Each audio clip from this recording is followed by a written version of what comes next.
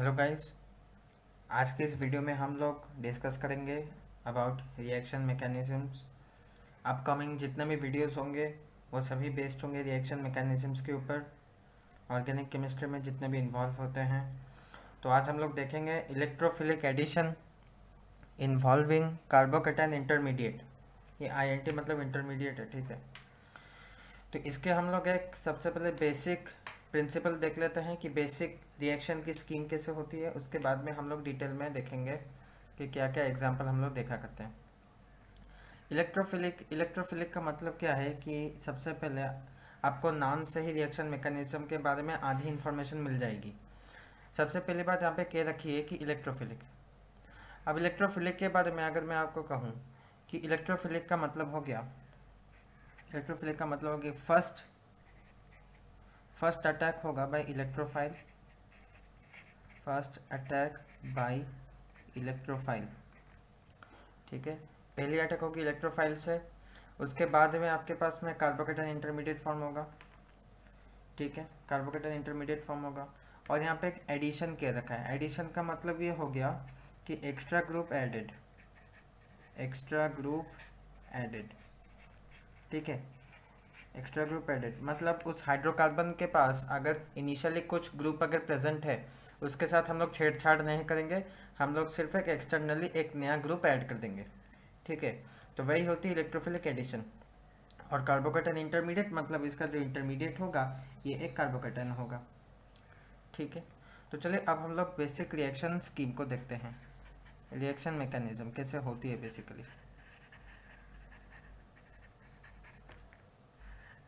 सबसे पहले मैं बात करूँगा एल्कीन्स के लिए, ठीक है।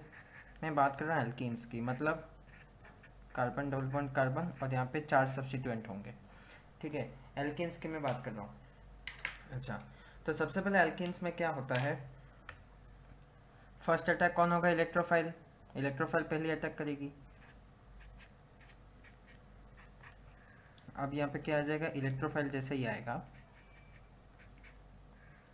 ये जो पाई बॉन्ड का इलेक्ट्रॉन है ये टूट के चला आएगा इस कार्बन के ऊपर। इस कार्बन के ऊपर जैसे आएगा इस कार्बन के ऊपर एक माइनस चार्ज आ जाएगा। इस कार्बन के ऊपर जैसे ही माइनस चार्ज आएगा तो इन दोनों, ये दोनों क्या होंगे, ये दोनों एक साथ चिपक जाएंगे, क्योंकि माइनस चार्ज जब आ जाएगा इसके साथ पॉजिटिव चार्ज है तो ये जाके इसके ऊपर अटैक कर जाएगा, ठीक है। तो ये जाके यहाँ पे लग गया, ठीक है। तो उसके बाद में क्या होगा कि ये जो बॉन्ड है ये टूटा, तो ये कार्बन जो है इसके पास सिर्फ तीनों बॉन्ड रह जाएंगे। तो ये जो रिजल्टिंग स्ट्रक्चर होगा कुछ ऐसा होगा। और इस कार्बन के पास 3 बॉन्ड है। आप देख ही सकते हो कि ये कार्बन जो है इलेक्ट्रॉन डेफिशिएंट है। इलेक्ट्रॉन डेफिशिएंट है मतलब ये कार्बोकेटाइन फॉर्म कर रहा है, इसलिए हमने यहाँ पे एक पॉजिटिव चार्ज लगा दिया, ठीक है। तो ये आपके पास में हो गई इंटरमीडिएट, ये एक इंटरमीडिएट बन गई, ठीक है। तो ये आपके पास में कार्बोकेटाइन इंटरमीडिएट, ठीक है। उसके बाद में क्या होगा, उसके बाद में एक न्यूक्लियोफाइल जो प्रेजेंट होगा, न्यूक्लियोफाइल प्रेजेंट होगा, ठीक है। न्यूक्लियोफाइल क्यों प्रेजेंट होगा, क्योंकि पॉजिटिव चार्ज तो सिर्फ ऐसे आइसोलेटेड आप नहीं रख सकते कोई भी रिएक्शन मीडियम में, क्योंकि वो बहुत अनस्टेबल होता है। उसके उसके चार्ज को बैलेंस करने के लिए कोई एक नेगेटिव मतलब माइनस चार्ज वाला आयन तो प्रेजेंट होगा ना, कोई एनायन तो प्रेजेंट होगा। ये अगर कैटायन इसको समझ लें तो कोई एनायन तो प्रेजेंट होगा। अब क्या होगा, पहले प्रोसेस में कैटायन ने अटैक किया, अब दूसरे प्रोसेस में क्या होगा कि दूसरे स्टेप में अनायन अटैक करेगा, जिसको हमने यहाँ पे न्यूक्लियोफाइल के रखा है। तो ये इसने यहाँ पे अटैक किया। अब जैसे अटैक करेगा इस कार्बन की इलेक्ट्रॉन डिफिशियंसी जो थी पहले अब नहीं रहेगी, क्योंकि इसके साथ चारों बॉन्ड फुलफिल हो जाएंगे, ठीक है। तो यहाँ पे बेसिकली एक न्यूक्लियोफाइल लगा और यहाँ पे इलेक्ट्रोफाइल लग गया। अब बात है कि इसको हम लोग इलेक्ट्रोफिलिक क्यों कहते हैं, क्योंकि इलेक्ट्रोफिलिक इसलिए कहते हैं क्योंकि पहला अटैक जो है वो तो इलेक्ट्रोफाइल कर रहा है। अगर पहला अटैक न्यूक्लियोफाइल करता, जैसे कि हम लोग अपकमिंग वीडियोस में देखेंगे, तो इसको हम लोग न्यूक्लियोफिलिक कहते हैं। और सिंस यहाँ पे देखो एडिशन हो रही है, इस कार्बन के पास में अगर यहाँ पे चार अगर कोई ग्रुप होते ABCD, ठीक है, तो लास्ट में हम लोग देखेंगे कि वही सेम ही ग्रुप रह रहे हैं। हमने इनिशियली जितने भी ग्रुप प्रेजेंट है उसके साथ हमने कोई भी छेड़छाड़ नहीं की है, ठीक है। तो इसलिए हम इसको कहते हैं कि एडिशन हुई। अच्छा, अब मेन बात आती है कि रिएक्शन की रेट कौन कौन डिटरमाइन करेगा। सबसे पहले हम लोग देखते हैं कि इसकी रेट डिटरमाइनिंग स्टेप कौन सी होगी। रेट डिटरमाइनिंग स्टेप होती है पहली स्टेप, ये जो स्टेप होती है उसी को हम लोग रेट डिटरमाइनिंग कहते हैं, मतलब ये स्लो स्टेप होती है। अब ये स्लो क्यों है, क्योंकि आप देख सकते हैं कि यहाँ पे जो है इलेक्ट्रॉन का मूवमेंट हो रहा है, मतलब यहाँ पे जो बॉन्ड ये ब्रेक हो रहा है, ये जो पाई बॉन्ड है ये ब्रेक हो रहा है, और पाई बॉन्ड को ब्रेक करने के लिए सर्टेन अमाउंट ऑफ एनर्जी आपको देनी पड़ेगी, जो कि इसके बॉन्ड डिसोसिएशन एनर्जी के बराबर होगी। वही एनर्जी दोगे, वही एनर्जी जब अवेलेबल होगी तभी जाके ये बॉन्ड की ब्रेकेज हो सकती है, तभी जाके ये बॉन्ड टूटेगा। इसलिए हम इसको स्लो कहते हैं, क्योंकि इसके लिए एक सर्टेन एनर्जी बैरियर है। जब तक आप इसके एनर्जी बैरियर को फुलफिल नहीं करोगे तब तक ये रिएक्शन आगे नहीं बढ़ेगा, इसलिए हम लोग इसको स्लो कहते हैं। उसके बाद वाले रिएक्शन को हमने स्लो क्यों नहीं कहा, क्योंकि देखिए यहाँ पे तो एक्चुअल पॉजिटिव चार्ज तो दिख रहा है और यहाँ पे न्यूक्लियोफाइल के ऊपर नेगेटिव चार्ज है। पॉजिटिव और नेगेटिव के बीच में बहुत अच्छी अट्रैक्शन होगी, तो ये क्या होंगे, इसको कोई मतलब ऑलमोस्ट कोई एनर्जी चाहिए ही नहीं, नेग्लिजिबल अमाउंट ऑफ एनर्जी चाहिए, ये दोनों अपने आप आके एक साथ लग जाएंगे, एक साथ ये लोग बॉन्ड फॉर्मेशन कर लेंगे, इसलिए ये आरडीएस नहीं होगा, ये बेसिकली एक फास्ट स्टेप होगा, फास्ट स्टेप। ठीक है। अच्छा, उसके बाद में हमें देखनी है कि रेट किसके ऊपर डिपेंड करेगी। रेट डिपेंड करेगी कार्बोकेटन स्टेबिलिटी के ऊपर। ठीक है, कार्बोकेटन की स्टेबिलिटी कैसे हो सकती है, हम लोग इंक्रीज कर सकते हैं बाय, अगर आपने प्लस आर दिया, ठीक है, अगर आपने प्लस आई हो या फिर हाइपर कंजुगेशन हो तो वहाँ से भी हो सकता है, वहाँ से इंक्रीज होगा। और डिक्रीज कैसे हो जाएगा, डिक्रीज बाय उसका उल्टा माइनस आर माइनस आई, यहाँ से जो है वो स्टेबिलिटी रिड्यूस होती है, तो रेट भी वैसे ही डिपेंड करेगी। ठीक है, क्योंकि कार्बोकेटन की स्टेबिलिटी आरडीएस वाले स्टेप को अफेक्ट कर रही है। ठीक है, तो ये बात मुझे लगता है कि समझ में आ गई होगी। अच्छा, उसके बाद में चलिए हम लोग दूसरी स्कीम देखते हैं। ये तो गया एल्कीन्स की बात, अब एल्काइंस में कैसे करके रिएक्शन होता है ये भी चलो एक बार देख लें। एल्काइंस में भी सिमिलर रिएक्शन होती है। अगर हम लोग एल्काइंस की बात करें, जैसे कि ऐसा ट्रिपल बॉन्ड वाला एल्काइंस में, तो सिमिलर रिएक्शन होगी। देखिए कैसे, दूसरा स्केच पेन यूज करता हूँ।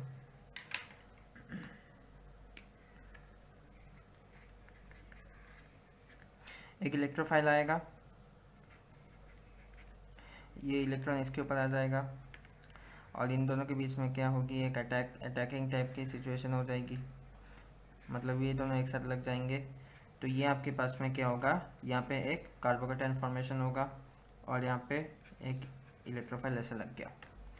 फिर एक न्यूक्लियोफाइल आएगा, न्यूक्लियोफाइल लग जाएगा इसके साथ, एक इंटरमीडिएट बना।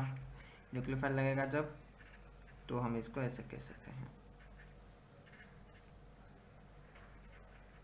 ये बन जाएगा आपका प्रोडक्ट। अब बात यहाँ पे अगर देखेंगे तो ये तो विनाइलिक कार्बोकेटन है, ये तो विनाइलिक कार्बोकेटन है क्योंकि sp2 वाले कार्बन पे है ना, ये तो sp2 है, इसका मतलब ये तो विनाइलिक कार्बोकेटन हो गया। और हम लोग जानते हैं कि विनाइलिक कार्बोकेटन बहुत अनस्टेबल होता है। ठीक है, तो ये रिएक्शन करवाना बहुत ही मुश्किल होता है, क्योंकि इसके रेट को एनहांस करने के लिए एल्किन के केस में जो हमने रीज़न दिया था यहीं पे भी वही रीज़न होगा, आरडीएस है, और ये भी आपका स्लो स्टेप है और ये आपका फास्ट होगा।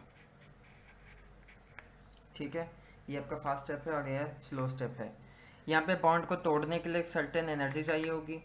ठीक है, और ये जो है फास्ट रिएक्शन होगा क्योंकि यहाँ पे एक्चुअल पॉजिटिव और एक्चुअल नेगेटिव चार्ज दोनों आपस में जैसे आ जाएंगे, अट्रैक्शन काम करने लग जाएगी, तो दोनों एक साथ ऐसे सट जाएंगे दोनों आके, तो यहाँ पे क्या हो जाएगी, प्रोडक्ट फॉर्म होगी। अब यहाँ पे जो है अगर हम लोग एल्कीन्स और अल्काइंस में अगर हम लोग कंपेयर करें कि रिएक्शन किसके केस में ज़्यादा होगा, तो सबसे पहले मैंने यहाँ पे भी कहा था कि रेट जो होती है वो डिपेंड करती है कार्बोकेटन की स्टेबिलिटी के ऊपर। अब यहाँ पे एल्कीन्स के केस में जो कार्बोकेटन फॉर्म हो रहा है वो तो एक sp3 कार्बन पे फॉर्म हो रहा है, sp3 हाइब्रिडाइजेशन वाले कार्बन पे, लेकिन यहाँ पे हम लोग देख लें कि ये विनाइलिक कार्बन है। विनाइलिक कार्बन पे कभी भी अगर फॉर्म होता है कार्बोकेटन तो वो बहुत अनस्टेबल होता है, तो यहाँ पे जो होगी रेट एल्काइंस की और भी लेस होगी एज कम्पेयर टू एल्कीन। तो हम लोग अगर रेट की बात करें, तो रेट जो होगी एल्कीन्स की ज़्यादा होगी एज कम्पेयर टू एल्काइंस। और एक भी रीज़न है जिससे हम लोग एक्सप्लेन कर सकते हैं, वो क्या है कि एल्कीन्स के केस में पाई बॉन्ड कितनी है, 1 है। एल्काइंस के केस में पाई बॉन्ड कितना है, 2 है। तो दोनों बॉन्ड को तोड़ने के लिए आपको ज़्यादा एनर्जी सप्लाई करनी पड़ेगी, और एल्कीन्स के केस में एक ही पाई बॉन्ड है तो उसको तोड़ने में लेस एनर्जी लगेगी कंपेरेटिवली। तो एल्कीन्स के केस में रिएक्शन फास्ट हो जाएगी, और अल्काइंस के केस में सिंस यहाँ पे ज़्यादा एनर्जी चाहिए दोनों पाई बॉन्ड्स को तोड़ने के लिए, तो यहाँ पे जो है रिएक्शन आपकी थोड़ी स्लो हो जाएगी। तो ये तो गई हमारी थ्योरेटिकल बात। अब चलिए चले आते हैं इसके कुछ एनर्जी डायग्राम देखते हैं। तो चलिए हम लोग इसके एनर्जी डायग्राम को ज़रा देखें। सबसे पहले चलिए इसके एनर्जी डायग्राम के लिए हम लोग एक ग्राफ ड्रॉ करेंगे।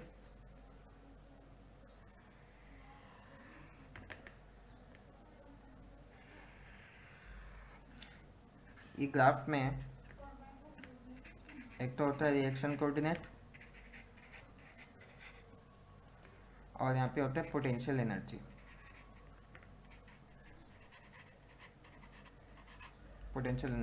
एक्स एक्सिस वाई एक्सिस, ठीक है। अब हम लोग यहाँ पे देखेंगे कि हमें क्या क्या इन्फॉर्मेशन पता है। हमें कुछ चीज़ें पता है। पहला बात कि जो इलेक्ट्रोफिलिक एडिशन रिएक्शन होती है उसके 2 स्टेप होते हैं, और यहाँ पे जो है एक इंटरमीडिएट इन्वॉल्व होती है। पहला स्टेप में RDS होता है, मतलब इलेक्ट्रोफाइल अटैक करता है, और दूसरे स्टेप में न्यूक्लियोफाइल अटैक करता है, और इंटरमीडिएट कार्बोकेटाइन की बनती है। तो यहाँ पे हम लोग जानते हैं कि एनर्जी डायग्राम में जितने स्टेप होते हैं उतने ही ट्रांजिशन स्टेट बनेंगे, ठीक है, उतने ही ट्रांजिशन स्टेट बनेंगे, और एक इंटरमीडिएट का एक हायर एनर्जी स्टेट बनेगा, ठीक है। और हम लोग जानते हैं कि किसका पीक ज़्यादा होगा, जिसका RDS होता है।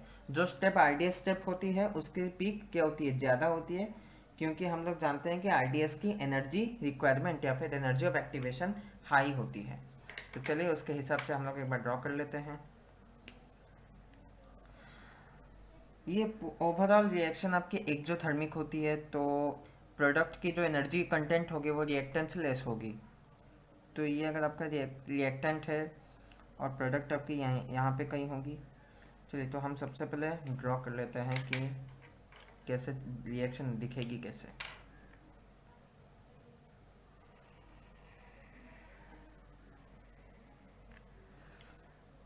तो यहाँ पे आपका फॉर्म हो गया एक इंटरमीडिएट कार्बोकेटाइन इंटरमीडिएट फॉर्म हुआ। उसके बाद में अगर हम लोग देखें, उसके बाद वाली स्टेप फास्ट स्टेप होगी, तो उसकी पीक हम थोड़ा लेस करेंगे।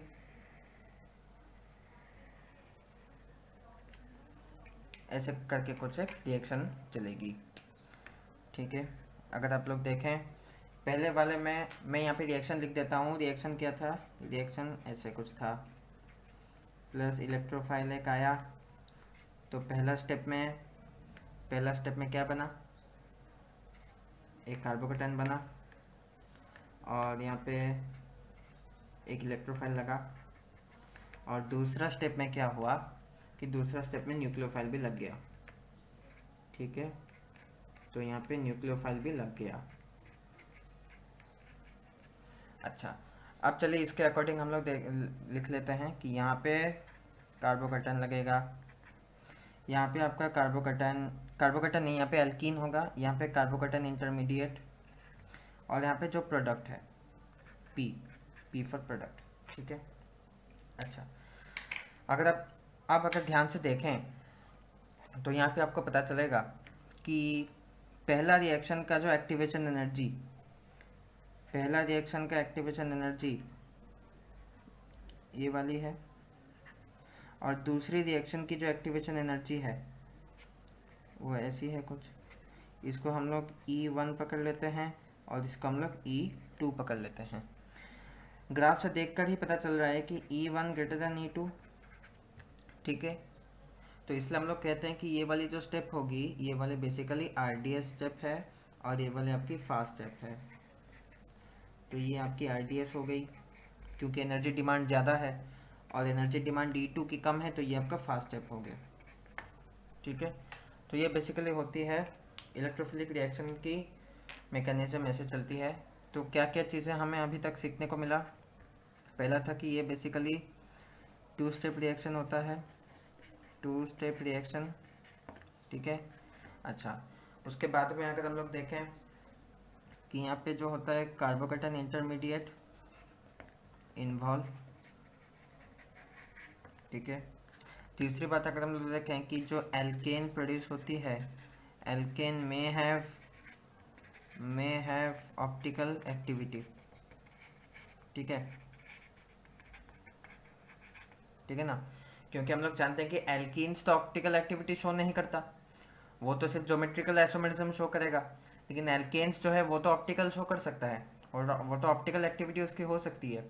तो यहाँ पे क्या होता है कि ये पॉसिबिलिटी रहती है कि जैसे जैसे रिएक्शन फर्दर प्रोसीड होगा, जो ऑप्टिकल एक्टिविटी है वो भी दिखनी शुरू हो जाएगी, क्योंकि एल्कीन्स भी क्योंकि एल्केन फॉर्म हो रहे हैं और एल्केन में ऑप्टिकल एक्टिविटी शो करने की टेंडेंसी रहती है अगर चारों सब्स्टिट्यूएंट अलग अलग हैं। तो अगर कोई कायरल कार्बन है तभी जाके जो है ये दिखा सकता है ऑप्टिकल एक्टिविटी। ठीक है, चलिए अब हम लोग कुछ प्रैक्टिकल बातें करते हैं कि बेसिकली एग्ज़ाम में कौन कौन सी चीज़ें आती हैं। ये तो गई कॉन्सेप्ट की बात। तो सबसे पहले हम लोग देखते हैं कि पहला आता है कि इसके अगर एग्जाम्पल की बात करें तो पहला आता है कि वाटर एडिशन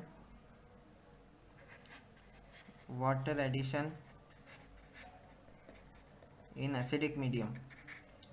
ठीक है, water addition in acidic medium, इसकी अगर हम लोग बात करें तो कोई एक एल्केन ले लेते हैं। ये आपका एक एल्केन है। सबसे पहले इलेक्ट्रोफाइल, एसिडिक का मतलब क्या है कि H+ की कंसंट्रेशन ज़्यादा है, तो ये इलेक्ट्रोफाइल की तरह काम करेगा। आपका ये बन गया कार्बोकेटायन। उसके बाद में वाटर, इसको मैं ऐसे लिखता हूँ OH2। ठीक है, मैंने थोड़ा उल्टा करके लिख दिया, इसको ऐसे भी लिख सकते हैं H2O। इसका जो एक लोन पेयर है वो अपने लोन पेयर से यहाँ पे अटैक करेगा, तो अब क्या हो जाएगा OH पॉजिटिव कार्बन, यहाँ पे हाइड्रोजन है। अब क्या होगा कि ये जो हाइड्रोजन है, ये जो बॉन्ड है, पॉजिटिव चार्ज ऑक्सीजन के ऊपर अनस्टेबल होता है, तो ये चार्ज वो खींच लेगा। तो आपके पास में क्या हो जाएगा -H+, मतलब H+ रिमूव हो गया। ठीक है, तो क्या बचा, एक आपका अल्कोहल बन गया। ठीक है, तो ये तो क्या पहला एग्जांपल वाटर एडिशन का। ठीक है, उसके बाद में आप ये पूछ सकते हो कि एल्काइंस के केस में भी तो हम लोग एक वाटर एडिशन करते हैं, लेकिन वो न्यूक्लियोफिलिक होता है। ठीक है ना, क्योंकि उसमें हम लोग जो हेवी मेटल यूज़ करते हैं, हेवी मेटल सॉल्ट यूज़ करते हैं, बेरियम, मरकरी, ये सब यूज़ करते हैं, तो वो सब क्या करते हैं कि इलेक्ट्रॉन डेंसिटी को क्या करते हैं, रिड्यूस कर देते हैं। मतलब कार्बन पे क्या करते हैं, थोड़ी थोड़ी इलेक्ट्रॉन डेंसिटी रिड्यूस कर देते हैं, तो वो जो होगी वो बेसिकली एक न्यूक्लियोफिलिक एडिशन बन जाती है, क्योंकि पहला अटैक वाटर ही करेगा और वाटर हम लोग जानते हैं न्यूक्लियोफाइल होती है due to presence of lone pairs, तो वाटर ही पहले अटैक करती है, तो उसको हम लोग न्यूक्लियोफिलिक एडिशन ऑफ वाटर कहते हैं in presence of heavy metal. ठीक है, अच्छा, तो हम लोग चलते हैं दूसरा एग्जाम्पल होता है जितने भी हेलोजन एसिड्स होते हैं, मतलब जैसे कि HCl या फिर HBr एडिशन, बहुत एल्केन्स के एल्कीन्स और अल्काइंस दोनों के केस में हम लोग कह रहे हैं। तो यहाँ पे एल्कीन्स और अल्काइंस के केस में जो रिएक्शन चलती है वही में नहीं चलेगी, क्योंकि सेम ही है, क्योंकि HCl HBr ये अगर हम लोग मीडियम में लेंगे तो कैसे टूटेगा, ये ऐसे टूटेगा H+ प्लस Cl-। तो सबसे पहले H+ आएगा, सबसे पहले क्या आएगा H+, तो H+ आएगा जैसे, तो सॉरी ऐसे C+, ये 3 यहाँ पे हाइड्रोजन और ये 2, फिर क्लोराइड आ जाएगा, ठीक है। तो आपका फिर ये वैसे क्लोरोएल्केन बन जाएगा, ये क्लोरोएल्केन वैसे बन जाएगा। एल्कीन्स के केस, एल्काइंस के केस में भी वही सेम ही होती है, वहाँ पे एल्कीन बन जाएगी। ठीक है। अच्छा, यहाँ पे एक क्वेश्चन आ सकता है कि सबसे पहले न्यूक्लियोफाइल ने अटैक क्यों नहीं किया, क्लोराइड ने अटैक क्यों नहीं किया। क्लोराइड अटैक इसलिए नहीं करेगा क्योंकि ये जो पाई बॉन्ड है ना, पाई बॉन्ड तो क्या रहते हैं, वो प्लेन के ऊपर रहते हैं। On the plane sigma bond रहता है, and above and below the plane pi bond की इलेक्ट्रॉन डेंसिटी देती है। तो इलेक्ट्रॉन जो होता है पाई बॉन्ड का, वो above and below the molecular plane रहता है। और ये जो क्लोरीन है या फिर कोई भी न्यूक्लियोफाइल है, वो तो आइदर आपका अबव द प्लेन अप्रोच करेगा या फिर बिलो द प्लेन अप्रोच करेगा। कोई भी प्लेन से वो अप्रोच करे, due to presence of electron density of pi bond above and below the plane, क्या हुआ कि रिपल्शन फेस करेगा। वो जो न्यूक्लियोफाइल है वो पाई बॉन्ड की इलेक्ट्रॉन से रिपल्शन फेस करेगा, और रिपल्शन के कारण क्या होता है कि वो अप्रोच नहीं कर पाता। एल्काइंस के केस में भी सेम ही है। अप्रोच उसको करवाने के लिए आपको क्या करवाना पड़ेगा कि आप पाई बॉन्ड की इलेक्ट्रॉन डेंसिटी को घटाओ। वो घटाने का काम कौन करता है, हम लोग जो इलेक्ट्रोफाइल देते हैं। इलेक्ट्रोफाइल के पास पॉजिटिव चार्ज होती है, तो वो पाई बॉन्ड की जो इलेक्ट्रॉन डेंसिटी है वो अपनी तरफ खींचने लग जाती है। तो अपनी तरफ जैसे खींचेगी तो एक कार्बन पे इलेक्ट्रॉन डेंसिटी घट गई, जो कार्बोकेटन बना उसका इलेक्ट्रॉन डेंसिटी कम हो गया। तो इलेक्ट्रॉन डेंसिटी जैसे ही कम होगी तो इलेक्ट्रोफाइल बड़ी आसानी, न्यूक्लियोफाइल बड़ी आसानी से उस कार्बन को अप्रोच कर पाएगा। तो वही बेसिकली लॉजिक होती है इस रिएक्शन के पीछे। अच्छा, उसके बाद में और एक रिएक्शन हम लोग देखते हैं कि बेसिकली जो HBr H2O2 या फिर in presence of organic peroxide जो हम लोग रिएक्शन करवाते हैं, वो बेसिकली फ्री रेडिकल इंटरमीडिएट वाली होती है। उसको हम लोग एक सेपरेट वीडियो में एनालिसिस करेंगे। ठीक है, चलिए हम लोग थर्ड देखते हैं, halogenation in non polar medium. मतलब halogenation in non polar medium.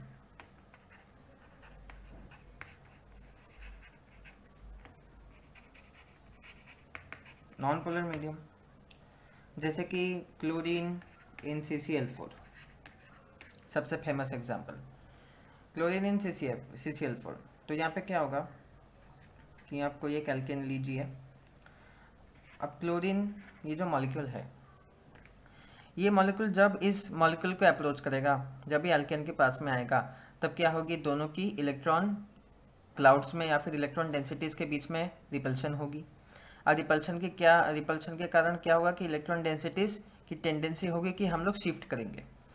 तो क्लोरीन की क्या हो जाएगी, ये जो बॉन्ड की, पहले तो ये बॉन्ड तो नॉन पोलर थी, लेकिन जब ये इसके पास में आएगा तो यहाँ पे क्या हो जाएगी, पोलैरिटी इंड्यूस हो जाएगी बिकॉज ऑफ इलेक्ट्रॉनिक रिपल्शन। तो पोलैरिटी कैसे इंड्यूस होगी, इलेक्ट्रॉन यहाँ से दूर भागेंगे तो इसके ऊपर एक डेल्टा माइनस और इसके ऊपर एक डेल्टा प्लस चार्ज आ जाएगी। साइमल्टेनियसली इलेक्ट्रॉन भी उठ के इस कार्बन पे आ जाएगा। तो अब क्या हो जाएगा, ये दोनों मॉलिक्यूल, ये जो है ये कार्बन और ये क्लोरीन एक साथ अटैच हो जाएंगे और क्लोराइड निकल जाएगा। तो आपका क्या होगा, ये क्लोरीन और यहाँ पे क्लोराइड है। अब क्लोराइड जाके यहाँ पे अटैक कर देगा, तो बाद में आपका क्या बचा, ये क्लोराइड बना C, ये Cl ऐसे करके बन गया। तो ये बेसिकली होती है कि नॉन पोलर मीडियम में हम लोग जब लेते हैं तो इनिशियली जो एजेंट होती है, जो रिएक्टेंट होती है, उसमें तो कोई पोलैरिटी नहीं होती, लेकिन जब वो एल्केन के प्रॉक्सिमिटी में आएगी तब उसमें पोलैरिटी इंड्यूस होनी शुरू हो जाएगी। नेक्स्ट होती है हैलोजिनेशन इन पोलर मीडियम। पहले हमने नॉन पोलर लिया था, अब हम लोग पोलर मीडियम लेंगे। पोलर मीडियम लेंगे से वाटर, ठीक है, वाटर। तो हम लोग जानते हैं कि क्लोरीन क्या होती है, वाटर के साथ रिएक्ट कर जाती है और फॉर्म करती है HOCl एंड HCl। तो यहाँ पे HOCl का यहाँ पे मेन काम है, ठीक है, यहाँ पे हम लोग HOCl का मेन काम देखेंगे। अच्छा, तो Cl2 प्लस H2 अगर हम लोग देखें तो फॉर्म होती है बेसिकली HOCl और HCl। यहाँ पे ये ही आपका मेन एजेंट है, मेन रिएजेंट। अब चलिए देखते हैं कि ये क्या कैसे काम करती है। बेसिकली अगर हम लोग देखें ध्यान से तो ये क्या होगा, अगर आपको पता होगा कि इलेक्ट्रोनेगेटिविटी की जो वैल्यूज़ होती है, oxygen is more electronegative than chlorine, मतलब उसका स्ट्रक्चर तो बेसिकली ऐसा होता है, oxygen is more electronegative than chlorine. तो ये बॉन्ड की अगर हम लोग हेट्रोलाइसिस करेंगे या फिर ये बॉन्ड को अगर तोड़ेंगे तो क्या होगी, इस बॉन्ड की जो इलेक्ट्रॉन है वो ज़्यादा इलेक्ट्रोनेगेटिव एलिमेंट के पास चली जाएगी, तो ये कुछ ऐसे टूट जाएगा, क्लोरीन पॉजिटिव और OH नेगेटिव। तो ये आपका बन गया इलेक्ट्रोफाइल और ये आपका बन गया न्यूक्लियोफाइल। सो अकॉर्डिंगली रिएक्शन भी वैसी होगी।